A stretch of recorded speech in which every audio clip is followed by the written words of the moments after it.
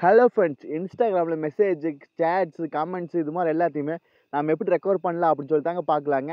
நீங்கள் suppose Instagram அழிக்க போகிறீங்க அப்படின்னா அதை பேக்கப் பண்ணணும். அதை பேக்கப் பண்ணால் மட்டும்தான் உங்கள் டேட்டாஸ்லாம் அழியாமல் இருக்குது.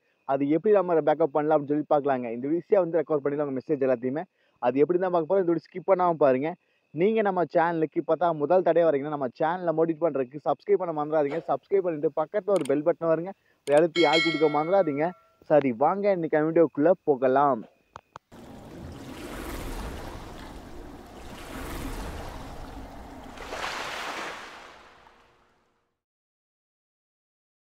ஹலோ ஃப்ரெண்ட்ஸ், ஃபஸ்ட்டு உங்கள் இன்ஸ்டாகிராம் அப்ளிகேஷனை ஓப்பன் பண்ணிங்க. உங்கள் ஃபோனில் ஓப்பன் பண்ணிட்டு ப்ரொஃபைல் ஐக்கான் நீங்கள் கிளிக் பண்ணிங்க. கிளிக் பண்ண பேஜ் வரைக்கும் இதில் மேலே பாருங்கள் 3 கோடு போட்டு ஒரு சிம்பிள் இருக்குங்களா, ஆமாம், அந்த ஐக்கானை கிளிக் பண்ணிங்க. இதில் யுவர் ஆக்டிவிட்டி அப்படின்னு சொல்லி ஆப்ஷன் இருக்குது. அந்த யுவர் ஆக்டிவிட்டி அப்படிங்கிற ஆப்ஷனை நீங்கள் கிளிக் பண்ணிங்க. இதில் எல்லாமே இருக்குது.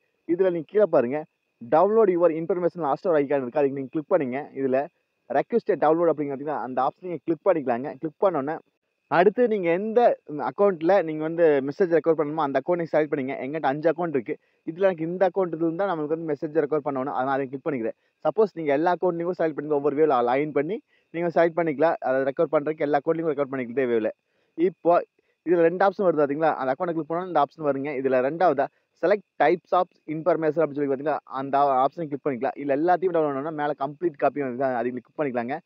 இப்போ நான் செலக்ட் அதை கொடுத்துக்காட்டி இதில் வந்து உங்களுக்கு என்னென்ன வேணுமோ அதே மாதிரி செலக்ட் பண்ணிங்க அப்படின்னு இருக்குது. கமெண்ட்ஸ் வேணுமா, மெசேஜ் வேணுமா, கில்ஸ் வேணுமா, சேவ்டு வேணுமா, ஈவெண்ட்ஸ் வேணுமா, இது மாதிரி எல்லாமே இருக்குது.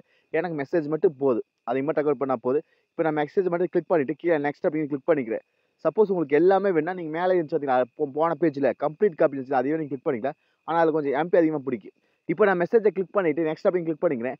இதில் பாருங்கள் உங்களுக்கு உங்கள் ஐடி நேம் வந்திருக்கு. கீழே ஒரு இமெயில் ஐடி இருக்குதுங்களா, அந்த இமெயில் ஐடி தான் முக்கியம். நீங்கள் எந்த இமெயில் ஐடி கொடுக்குறீங்களோ அந்த இமெயில் ஐடியில் தான் உங்கள் அதாவது இன்ஸ்டாகிராமோட சேட்ஸ் எல்லாமே ரெக்கவர் ஆகும். அந்த பேக்கப்பாக இருக்குது அந்த இமெயில் தான் போய் ஆகுங்க.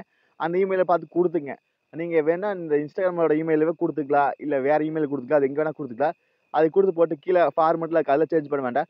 உங்கள் இமெயில் மட்டும் கரெக்டானு பார்த்து போட்டு மாற்றோன்னா மாற்றிட்டு கீழே சப்மிட் ரெக்வெஸ்ட் அப்படிங்கிறதுனா அந்த சப்மிட் ரெக்வெஸ்ட் அப்படிங்கிற கிளிக் பண்ணிக்கலாங்க.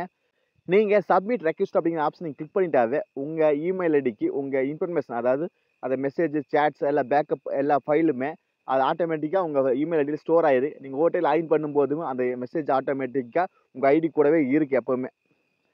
அதுக்காகத்தான் இந்த வீடியோங்க. அதாவது நீங்கள் ஒரு ஆப்பை டெலிட் பண்ணுறீங்க அப்படின்னா பேக்கப் எடுக்கிறதுக்கு ஈஸியாக எடுத்துக்கலாம்.